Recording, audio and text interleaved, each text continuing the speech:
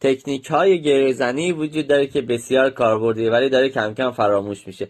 گره آویزان ایدئال محکم برای نگه داشتن اجسام کروی یا معلق کردن گلدان‌های گله.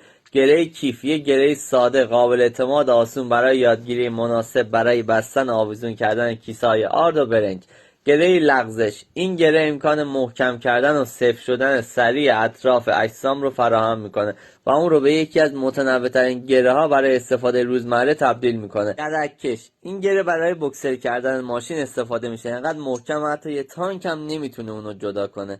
یه روش بسیار عالی و رایج گره بولین معروف به سلطان گره، اغلب در فضای باز برای چادر زدن یا آویزون کردن لباس ازش استفاده میشه. گره شلاق مربع یکی از بهترین و کاربردی ترین گره ها برای محکم کردن اشیا در زندگی روزمره.